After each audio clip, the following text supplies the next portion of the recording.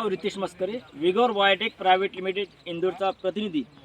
आज आपण जे हे पाहत आहे तर हे आहे विगर 7007 रिसर्च सोयाबीन आहे। ठीक आहे, केसर शेंगाचं सोयाबीन आहे। एकरी ही 25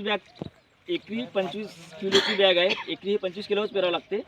पांढऱ्या कलरचं फुल आहे याचं आणि केसर शेंगा असल्यामुळं आणि या शेंगीवर लव असल्यामुळं याच्यावर कुठल्याच प्रकारचा किडीचा प्रादुर्भाव होत नाही।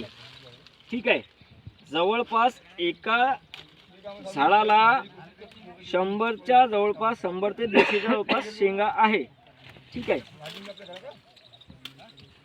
तर तुम्ही बघू शकता शेंगा केसर शेंगा आहे, त्याच्यामुळे काय होते केसर शेंगा असल्यामुळे याच्यावर कुठल्याच प्रकारची अळी किंवा किड्यांचा प्रादुर्भाव होत नाही।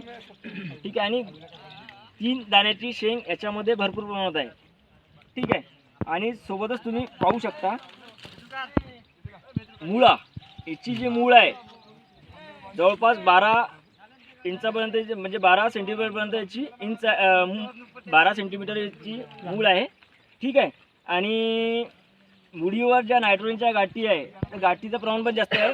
ठीक आहे, आपण शेतकरी काय करतो की युरिया मारतो सोयाबीनला, तर ते युरिया सोयाबीनला द्यायची गरज नाही, कारण की हे जे गाठी आहे नायट्रोजन फिक्सेशन म्हणजे वातावरणातलं जे आहे नायट्रोजन हे शोषण करते। ठीक आहे, तर तुम्ही बघू शकता आणि या व्हरायटीवर कुठल्याच प्रकारचा एलोइन मोझॅइक व्हायरस येत नाही आणि चारकोर लॉट येत नाही। ठीक आहे, तर तुम्ही पाहू शकता मुळा वगैरे, आणि विशेष म्हणजे लांब मुळं असल्यामुळं हे ड्रॉट म्हणजे कमी पावसात पण येऊ शकते, उत्पन्न देऊ शकते, आणि जास्त अति पावसात पण उत्पन्न देऊ शकते। असं या विगोर 7007 या व्हरायटीचं वैशिष्ट्य आहे।